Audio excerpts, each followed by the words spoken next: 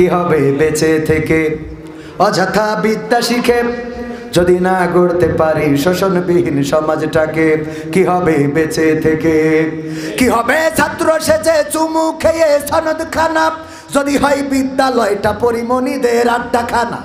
কি হবে ছাত্র সেজে চুমু খেয়ে সনদ খানা, যদি হয় বিদ্যালয়টা নায়িকাদের আড্ডাখানা। এর চেয়ে মরাই ভালো দেশ ছেড়ে যাওয়াই ভালো, এর চেয়ে মরাই ভালো দেশ ছেড়ে যাওয়াই ভালো। কি হবে ধোঁকা দিয়ে বিবেকটাকে, কি হবে ধোঁকা দিয়ে বিবেকটাকে, কি হবে বেঁচে থেকে। অযথা বিদ্যা শিখে যদি না গড়তে পারি শোষণবিহীন সমাজটাকে, কি হবে বেঁচে থেকে। কি হবে, কি হবে পুরুষ, কি হবে যুবক নামের বোঝা হয়ে এই ধরাতে, যেখানে মা বোনেরা ধর্ষিতা হয় দিনে রাতে। ধর্ষণ আছে না নাই? কি হবে যুবক নামের বোঝা হয়ে এই ধরাতে, যেখানে মা বোনেরা ধর্ষিতা হয় দিনে রাতে।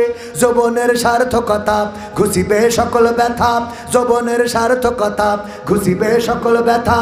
পারো যদি বলি দিতে মানুষরূপী পশুটাকে, পারো যদি বলি দিতে মানুষরূপী পশুটাকে, কি হবে বেঁচে থেকে। অযথা বিদ্যা শিখে যদি না গড়তে পারি শোষণবিহীন সমাজটাকে, কি হবে বেঁচে থেকে। কি হবে লেখালেখি কলমবাজির ওই মহড়া, সমাজের আসল চিত্র যদি না যাই তুলে ধরা। কি হবে টিভি চ্যানেল সাংবাদিকের এই ক্যামেরা, সমাজের আসল চিত্র যদি না যাই ভিডিও করা।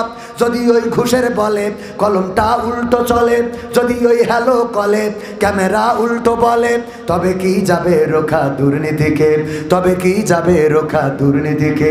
কি হবে বেঁচে থেকে। অযথা বিদ্যা শিখে যদি না গড়তে পারি শোষণবিহীন সমাজটাকে, কি হবে বেঁচে থেকে। কি হবে নামাজ রোজা ইমানদারির বড়াই করে, কোরআনের কর্মীগুলো থাকে যদি কারাগারে। আছে না নাই?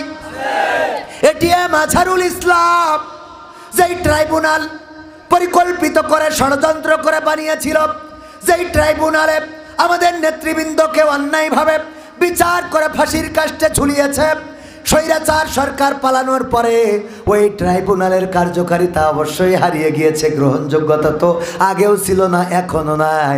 এখনো সেই ট্রাইব্যুনালের আওতায় এটিএম আজহারুল ইসলামকে কারারুদ্ধ করে রাখা হয়েছে। বলেন ঠিক কিনা? আমাদের দাবি হলো এটিএম আজহারকে অচিরেই মুক্ত দিতে হবে। এই স্বাধীন বাংলায় কথা বলার, এই স্বাধীন বাংলায় চলার তৌফিক দিতে হবে। আমাদের যাদের ফাঁসি দিয়েছে তাদের তো আর এই জমিনে ফিরে পাবো না। আল্লামা দেলওয়ার হুসাইন সাইদি আর এই জমিনে ফিরে আসবে না।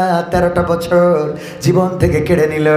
শুধু তাই নাই, 13টা বসন্ত তো কারাগারের মধ্যে কাটাতে হলো।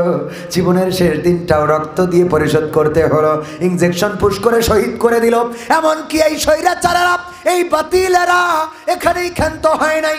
একজন মানুষ যদি মারা যায় তার পরিবারের পরে কয়টা হক রেখে যায় কে বলতে পারবেন? কেউ যদি মারা যায় তার পরিবারের পরে তার হক থাকে কয়টা? আমি এই প্রশ্নগুলো করি, আর উত্তর না দিতে পারলে তাদেরকেও পুরস্কার দিই, আর যারা পারে তাদেরকেও পুরস্কার দিই। এই ছোট ছোট বিষয়গুলো আমরা জানি না। একজন মুসলমানের উপরে অপর মুসলমানের হক কয়টা? 6টা। আর মরে যাওয়ার পরে হক থাকে কয়টা? 4টা। কয়টা?